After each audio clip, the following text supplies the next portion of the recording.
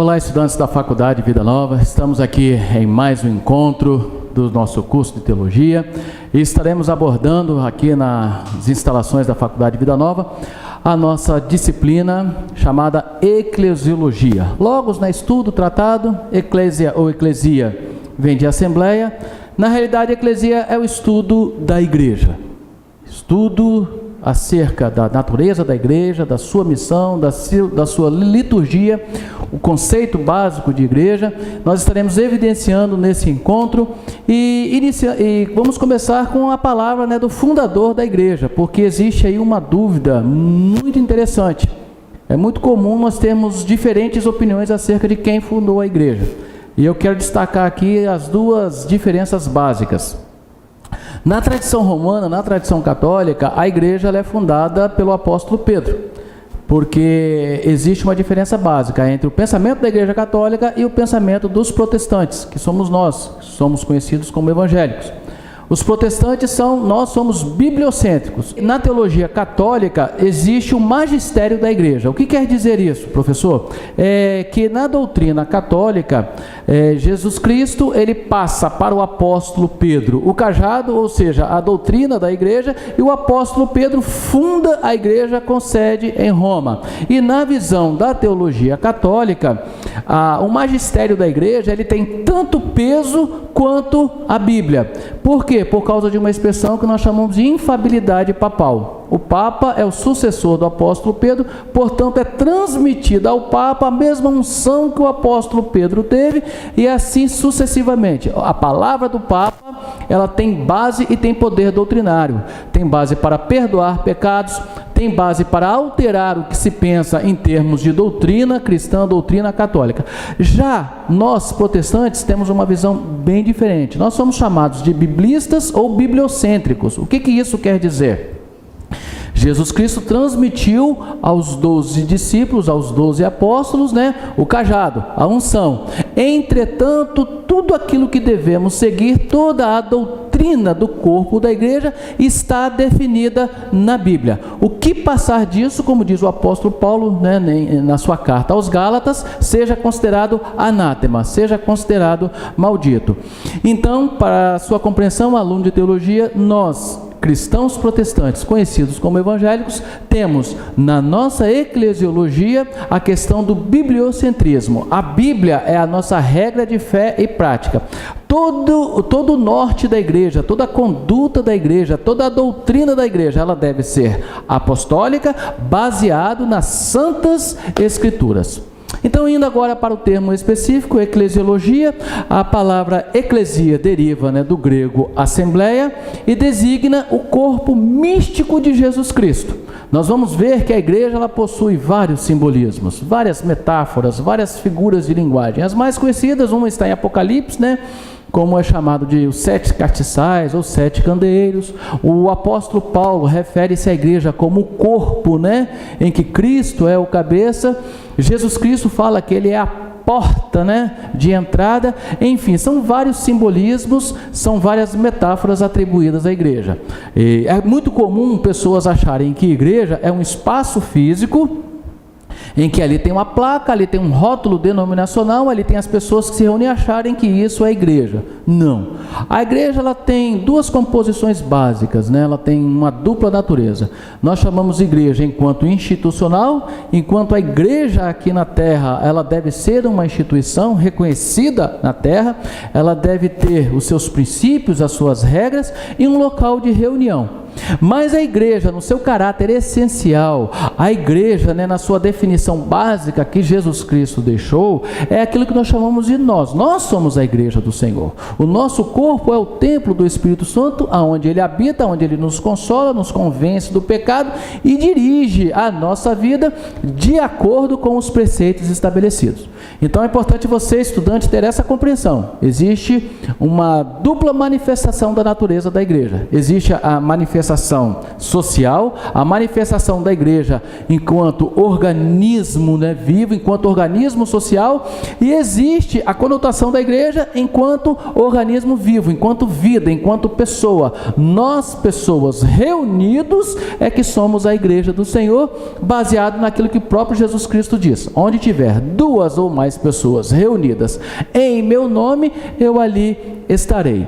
Então, iniciado essa informação, você agora já distinguiu igreja no sentido, místico, no sentido de nós como igreja invisível, e você agora já delineou bem a questão da igreja visível, os templos, a estrutura, a sua liturgia, a sua doutrina. Então você já compreendeu essa diferença.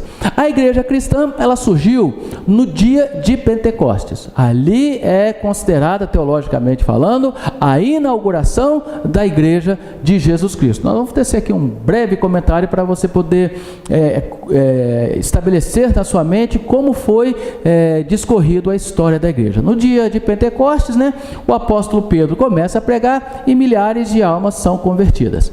Como já dissemos em estudos anteriores, a igreja ela surge nesse ambiente, num ambiente gentílico, no ambiente em Jerusalém, ou seja, Jerusalém na época, o judaísmo na época era a religião mais expoente do planeta, e o cristianismo surge aí, porque Jesus Cristo, que é o fundador da igreja, que é o nosso Deus e nosso Senhor, ele era judeu.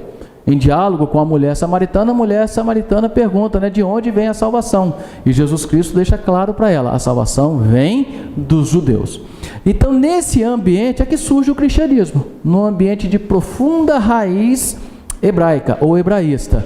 E com o apóstolo Paulo, esse rompimento, ele é feito de uma forma bem importante, o cristianismo ele se desliga totalmente do judaísmo. Com a destruição de Israel, ocorrida entre o ano 40 e 60 da nossa era, empreendida pelo Império Romano, o judaísmo meio que desaparece de cena. E aí surge uma outra perseguição muito grande à igreja de Jesus Cristo, que foi a perseguição desenvolvida pelo Império Romano. Os cristãos primitivos, se você ler o livro de Atos dos Apóstolos, no capítulo 2, no capítulo 4, eles viviam de maneira atraente, ou seja, todos os recursos que a igreja obtinha naquela época, eles eram empregados para duas coisas: evangelismo, o anúncio das boas novas e a vida comunitária da igreja. Uma das coisas que atraiu muito o cristianismo na época foi o estilo de vida dos cristãos. Eu quero deixar claro para você uma outra situação, estudante. As pessoas às vezes não têm noção, mas a igreja ela já nasceu rica.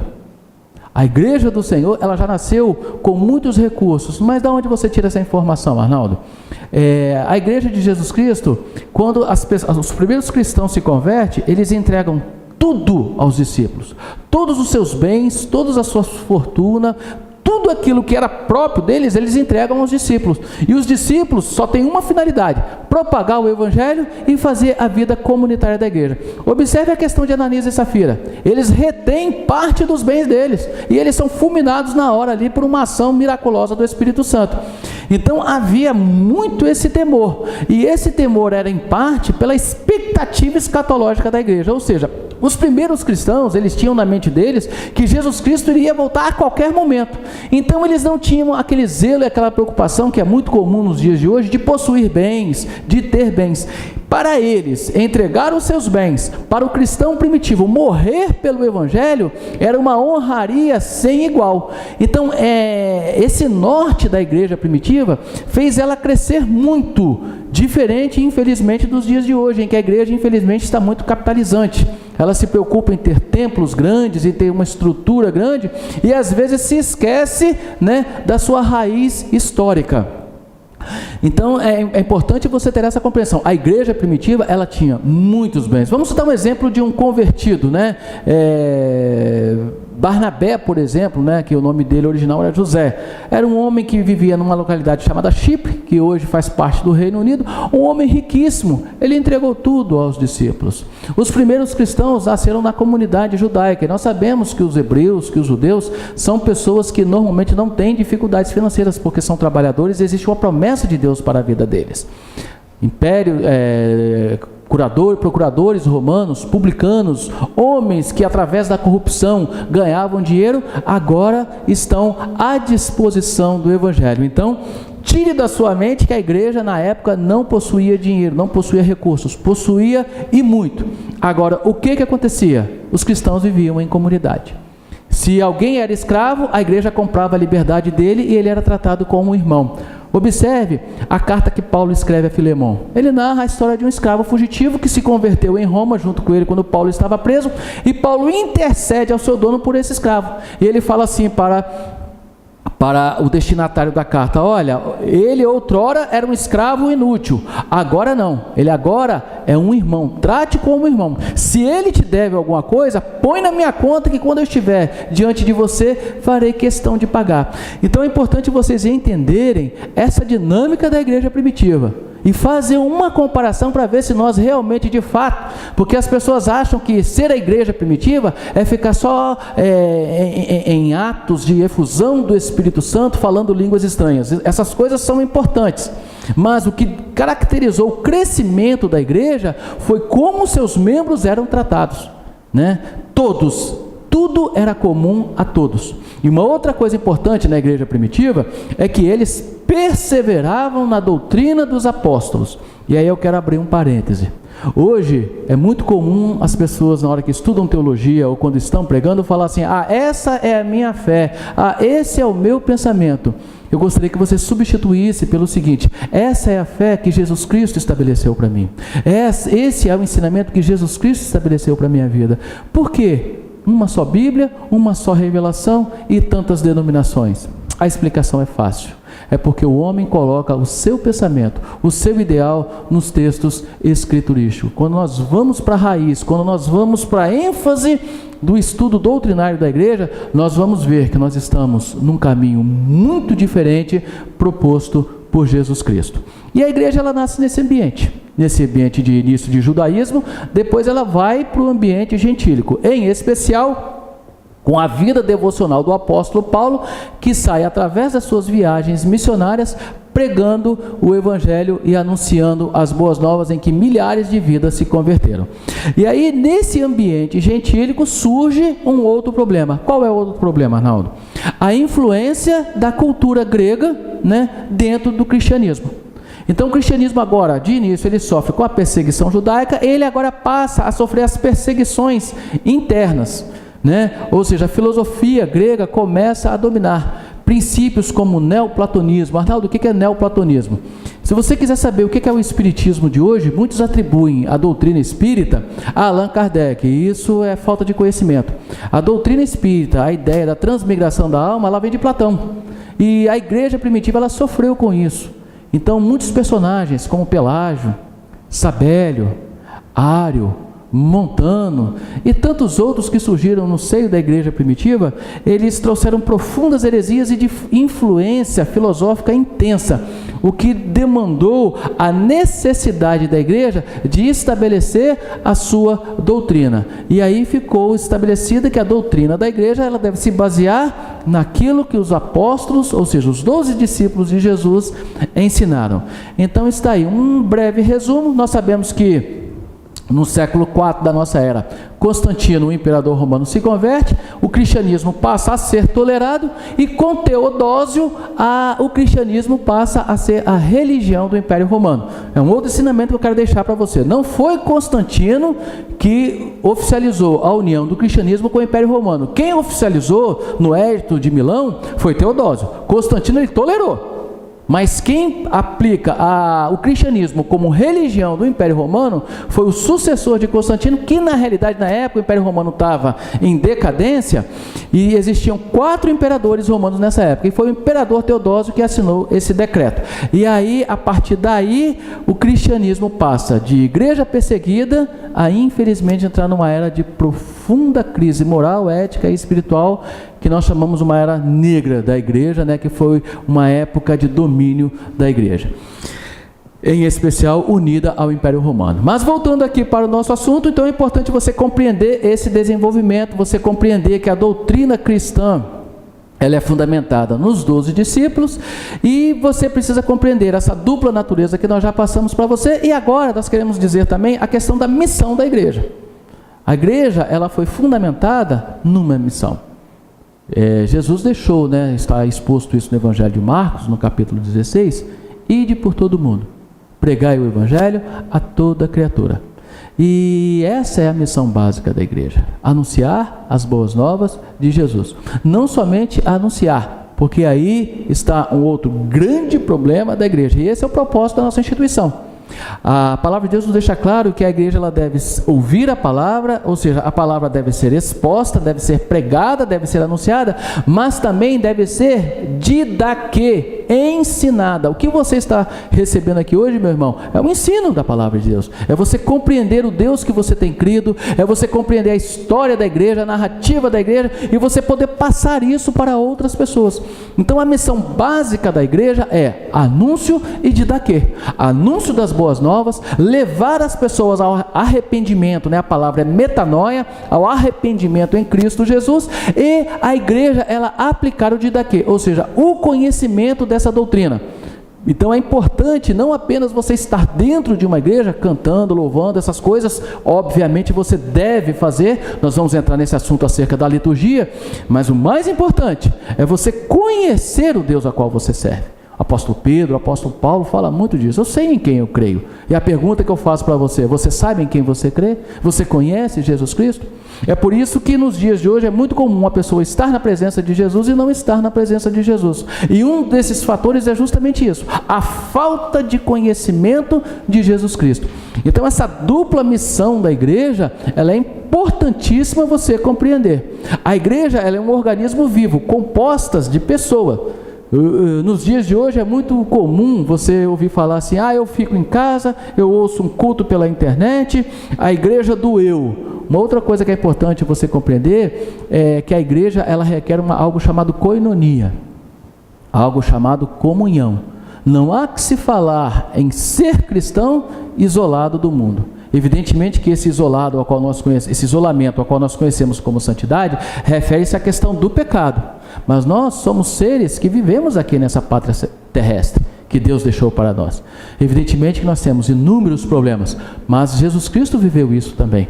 E nem por causa dos problemas que o mundo da época de Jesus vivenciou, impediu de Jesus Cristo fazer a vontade de Deus. De igual forma é a igreja. Quando você se omite no seu quarto, quando você fica em silêncio fazendo a igreja do eu, você simplesmente está rejeitando o mandamento de Jesus Cristo, que é amar uns aos outros assim como Cristo nos amou. Sabemos que amar o próximo não é uma tarefa fácil, mas é o imperativo de Jesus. Primeiro mandamento da lei de Deus, né? Ouve, pois, ó Israel, amarás o Senhor teu Deus de todas as suas forças, de toda a tua alma, de todo o teu entendimento. Este é o primeiro mandamento. E o segundo, diz Jesus, é semelhante a este: amarás ao próximo como a ti mesmo. Disto depende toda a lei e os profetas. Eu aqui faço uma confirmação ainda. Depende e faz parte da missão da igreja. Então não existe a igreja do eu. Você, estudante de teologia, você que um dia será um pastor, você que um dia será um líder, você precisa de ter essa concepção. A igreja, ela é um organismo em que quem reúne dentro dela, né, são pecadores arrependidos. É muito comum as pessoas acharem que igreja é depósito de santo. Não, igreja não é museu. Igreja não é depósito de santo. Igreja é um corpo é uma assembleia de pessoas que são pecadoras, mas que não se conformam com o seu estado e que buscam em Cristo Jesus a solução do seu problema, a remissão dos seus pecados. Então, para quem gosta aí de conceito, vai um para você, né? O que seria igreja? Igreja é um corpo místico e um corpo visível, onde pessoas pecadoras arrependidas se reúnem para glorificar, para adorar e exaltar a Cristo Jesus como Deus, Senhor da sua vida, e que permanecem na doutrina dos apóstolos. Está aí um bom conceito de igreja para você, fica uma dica aí. E você não se esquecer dessa dupla natureza da igreja, né? A questão do anúncio, né, de missão de igreja. Infelizmente, nos dias de hoje, a igreja está se reportando apenas à construção, edificações de templo e a equipamentos, né? Seja de músicos, equipamentos e objetos para a questão da aplicação do sacerdócio, mas a aplicação da igreja, os recursos da igreja devem ser destinados exclusivamente para o anúncio das boas novas.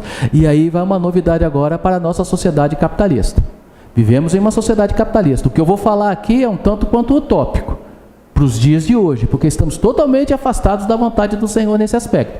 Mas eu quero falar para você que uma das responsabilidades da igreja é fazer com que os cristãos vivam em comunidade. O apóstolo Tiago deixa claro isso. Se você cumprimenta o teu irmão tendo ele necessidade, o seu cumprimento é vão. Se a igreja decreta a paz do Senhor e na porta dela tem mendigos morrendo de fome, alguma coisa de errado está acontecendo. E o que está acontecendo de errado? Estamos fora da vida comunitária que Jesus Cristo deixou para a igreja.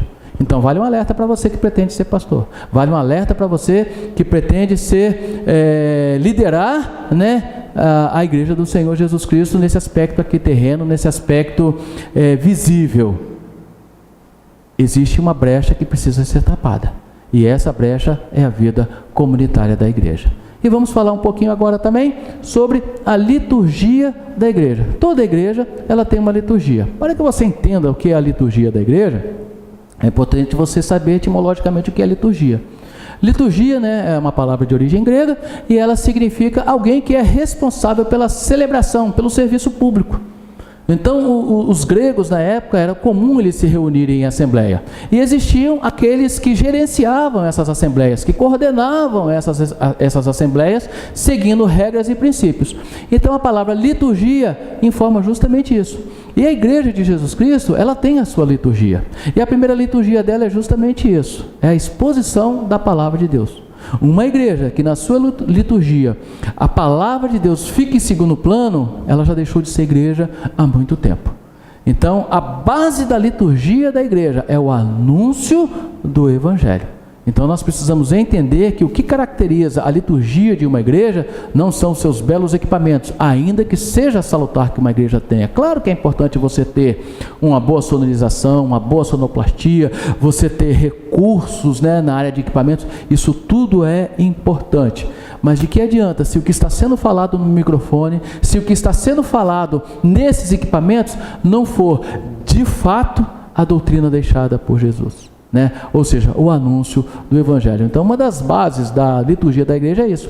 E a outra base da liturgia da igreja é o cumprimento das suas ordenanças. Uma igreja, ela tem que cumprir as ordenanças de Jesus Cristo, né?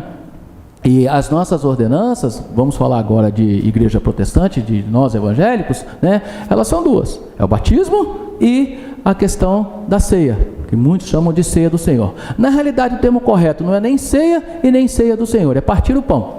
A palavra que o apóstolo Paulo designa, né, para esse momento é o partir o pão. O partir o pão era um ritual, era uma liturgia praticada pela igreja, que nós entendemos hoje ser a ceia. Mas a igreja, ela ceava junto. Quando fala cear, é cear, almoçar mesmo, né? Tanto que Paulo, em alguns aspectos da igreja de Corinto, ele chama a atenção da igreja de Corinto por isso. Vem cá, vocês não tem casa onde comer, não? Aqui agora é a hora do partir o pão. Então é importante a igreja ter essa consciência.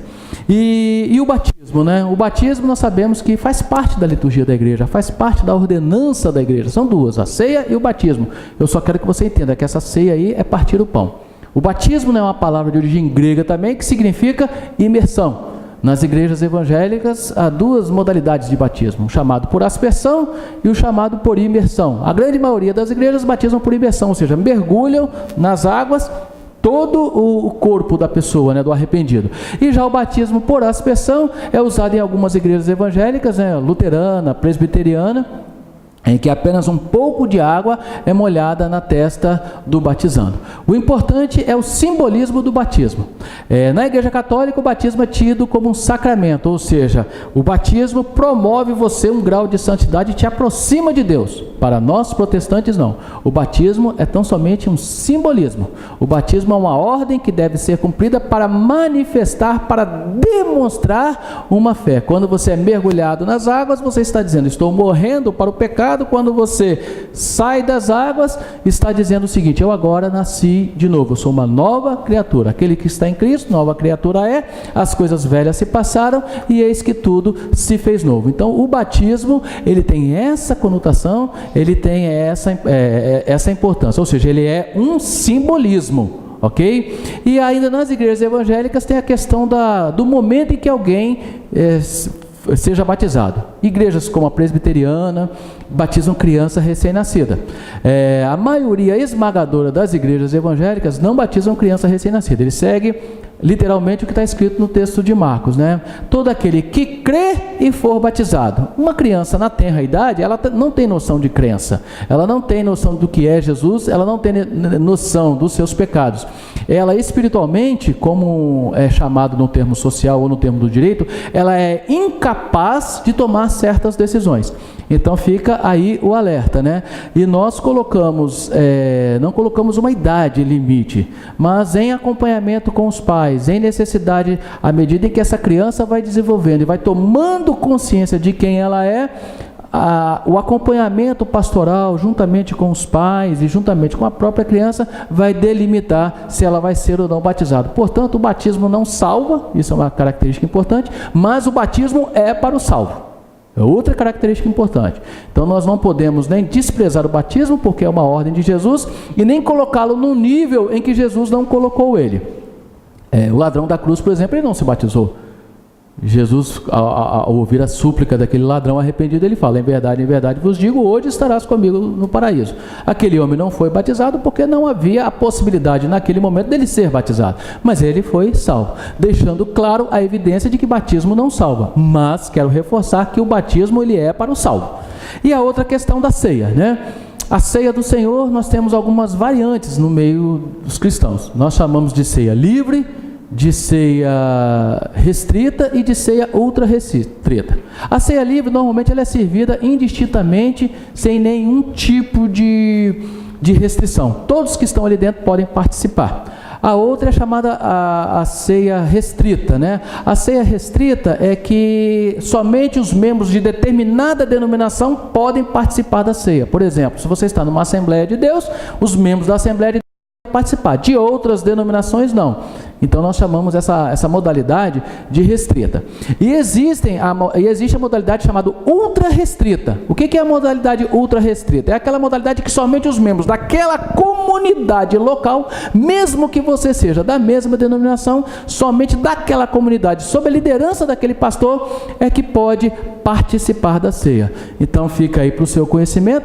E para finalizar esse momento aqui acerca da liturgia da igreja, né, desse memorial, existe as modalidades, né, da ceia, ou do partir o pão, que nós chamamos de consubstanciação e transubstanciação. Arnaldo, o que é a consubstanciação? Vem da Igreja Católica e na Reforma Protestante, Lutero seguiu esse pensamento. Na consubstanciação é o seguinte: o vinho é literalmente o sangue de Jesus, ele é o sangue de Jesus. O luterano, o católico, quando ele toma aquele líquido, na mente dele ele está tomando o sangue de Jesus. E para o luterano e para o católico, a hóstia, que na Igreja Católica é hóstia, e no luterano o pão, literalmente é o corpo de Cristo. Ou seja, os elementos, eles realmente são o corpo de Cristo. Já na maioria esmagadora das igrejas evangélicas, né, existe o termo chamado transubstanciação. Ou seja, o vinho é vinho, o pão é pão. Após a oração do sacerdote, o vinho, na memória daquele que está participando do partir o pão, é o sangue de Jesus. E o pão, na memória daquele que está participando, né, da ceia, é o corpo de Jesus Cristo. Então está aí um breve comentário para você acerca dessa disciplina fantástica, eclesiologia, e mais uma vez enfatizando para você, não deixe de ler as lições, elas foram dispostas para você numa temática progressiva, para que você tenha esse pleno conhecimento. Dúvidas que surgirem, nos pergunte no fórum, vamos estar estudando, e que Deus nos capacite cada vez mais a desenvolver o pleno conhecimento dele e da igreja a qual ele instituiu na terra. Deus nos abençoe e até o nosso próximo encontro.